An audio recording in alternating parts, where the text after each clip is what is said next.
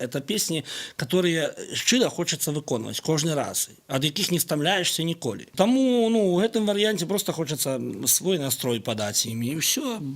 Як бы для ўсіх ужо беларускі гімн. Где воль?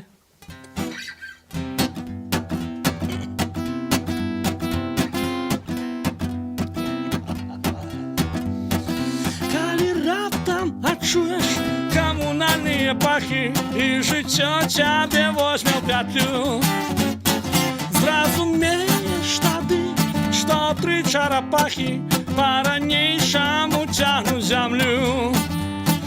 Калі выйдзеш у горад ці залезеш у горы і з людзьмі усталюеш кантакт, зразумееш тады, што і сёння, і ўчора наše месца на трох кітах.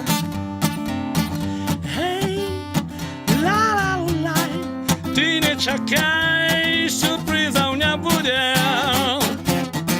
Гей, ла-ла-лай, ты не чакай, ты не чакай.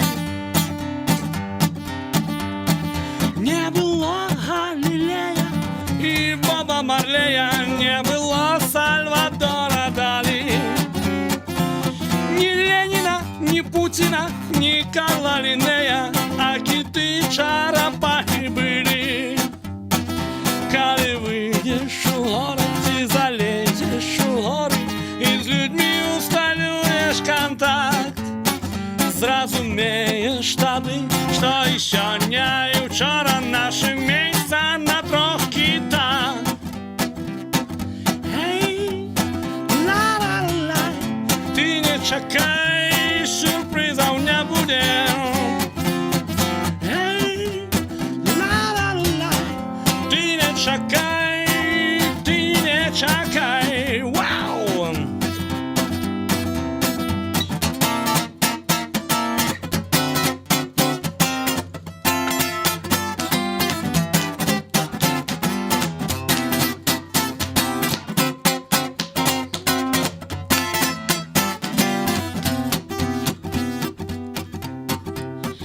Каб любіць Беларусь, нашу милую маму, трэба ў розных краях пабываць. Зразумееш тады, пад тваімі нагамі тры сланы нерухома стаяць. Калі выйдзеш у горад ці залезеш у гору і з людьмі усталюеш контакт, зразумееш тады, што і сёння, і ўчора наše месца на трох кітах.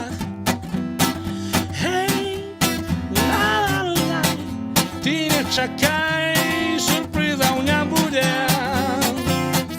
Гей, ла-ла-лай, ты не чакай, ты не чакай.